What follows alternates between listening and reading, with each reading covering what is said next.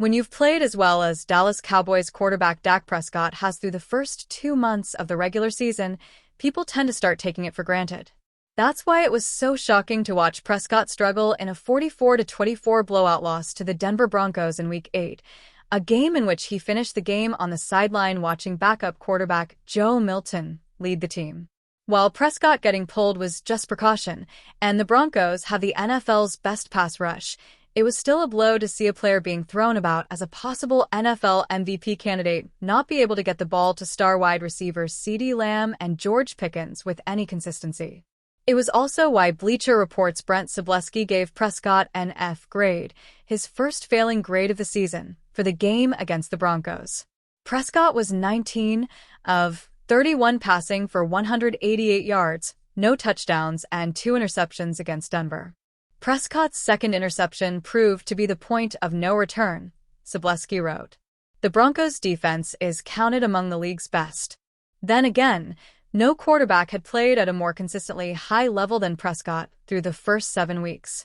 The latter wasn't up to the task during this particular meeting. The Cowboys' defense isn't good enough to win games without the offense performing at a high level. Prescott can't have off weeks, like he did against Denver. Cowboys have bounce-back opportunity in Week 9. Prescott's bad game against the Broncos also ended one of the great hot streaks by a quarterback in recent years. He had 4 consecutive games with at least 3 touchdowns and no interceptions, which was just 2 games short of tying the NFL record. If the Cowboys can shake off the disappointment from the loss to the Broncos quickly, they have a unique opportunity to bounce back in a big way and stay in playoff contention. After dropping to 3-4-1, the Broncos have a highly winnable game in Week 9 against the Arizona Cardinals on Monday Night Football and right before the NFL trade deadline on November 4th, where the Cowboys are expected to bring and help to shore up the NFL's worst defense. Dallas has a bye in Week 10 followed by a road game against the Las Vegas Raiders, which will likely be more like a home game for the Cowboys. That's followed by consecutive home games against last year's NFC champion Philadelphia Eagles and last year's AFC champion Kansas City Chiefs. So if the Cowboys can beat the Cardinals and Raiders then split the 2 games against Super Bowl contenders at home, that would put them very much still in the playoff hunt. Prescott's MVP hopes might be cooked. The only thing that might be out the window after the loss to the Broncos is Prescott's faint MVP hopes. He finished as NFL MVP runner-up to Baltimore Ravens quarterback Lamar Jackson in 2023. What's not out the window for Prescott in terms of individual honors is winning NFL Comeback Player of the Year. If Prescott can get the Cowboys back to the playoffs after missing 9 games in 2024 with a torn hamstring, he might be a lock. If the Dallas Cowboys were looking to make a massive move at the trade deadline, they had to play much better in Week 8 against the Denver Broncos. The Cowboys were outclassed entirely on both sides of the football, with nothing going their way.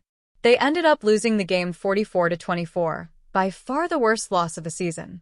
When speaking to reporters after the game, amid all of the talk about defensive coordinator Matt Eberflus not doing what he needs to do, head coach Brian Schottenheimer stood up for him, stating that none of the coaches on the staff have done a good enough job to suggest that only one coach should be getting the blame for how they played. When you look at it, I don't think any of us coached or played well enough, said Schottenheimer per the team. We did not play well. We did not coach well. We didn't coach very well. I wasn't very good today. I don't think Matt Eberflus thinks he was very good today. Clayton Adams doesn't think he was very good today. Well, look at it. And we've got an extra day this week to get ready for Arizona, and that's what we're going to do. Cowboys' defense continues to struggle. While it's fair to state that the Dallas Cowboys defense has been brutal, and some of that should be attributed to Eberflus, it's also tough to blame him too much because of the lack of talent they have on that side of the football. Had the Cowboys been a better team on that front, things would likely be different. However, a coach can only do so much when he has limited talent. For others in the organization, including star quarterback Prescott, he understands that it's just not acceptable to play this way. Yeah, I'm surprised, said All-Pro quarterback Dak Prescott. I'm sure that's a good word to use. Frustrated as well, frustrating. What we've been doing, what we're capable of doing, didn't really ever get going. Right now, our identity is up and down, and that's not anything I'm proud of, not anything, he said. Nobody in that locker room should be proud on any side of the ball or coaches. Our identity right now is inconsistent, and that's unacceptable, and we've got to be better. We've got to find a way to be consistent, whether it's at home or on the road, regardless. We're too good.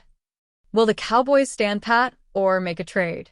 There's not much more time for the Dallas Cowboys to figure this thing out, so that's ultimately something that Jerry Jones and the rest of the organization will have to decide on. The Cowboys were expected to make a move at the trade deadline, but if there aren't any opportunities for them to do so, given some of the play we've seen over the past few weeks, this defense might only get worse moving forward. The Cowboys were expected to be rough on that side of the ball, but certainly not as bad as we've seen to start the year. Cowboys cornerback Trevon was placed on injured reserve over the weekend as he deals with both a concussion and a knee injury, which led to a question for team owner Jerry Jones on Tuesday about whether Diggs has played his final snap for the team. Diggs missed most of 2024 with a knee injury, and his decision to rehab that injury away from the team this offseason led to the Cowboys reducing his salary. He returned to play in Week 1 and appeared in the first 6 games of the season before suffering a concussion at home ahead of Week 7. He also picked up an injury to his other knee, and the health issues, as well as the lack of guaranteed money left on his contract, have led to thoughts that he's close to the end of his time in Dallas. During an appearance on 103.5 The Fan, Jones said, "I don't see that today at all," when asked if Diggs has played his final game for the team and that the corner has to get well, and he hasn't been. He also took issue with former Cowboy Micah Parsons' assertion that the Cowboys rushed him back to the field. Diggs' biggest problem is he's injured, and it's not the same knee he's been doing his rehab with, Jones said. That's his #1 challenge. Unfortunately, he's got a handful of challenges here that are physically related. That's why he's got the status he's got today. Diggs will miss at least 3 more games, and the Cowboys' season could be lost by the time he's eligible to return if head coach Brian Schottenheimer's plan changes don't spark an immediate turnaround to the team's defensive performances. That could impact any plans to bring him back, but Jones isn't writing him off at this point.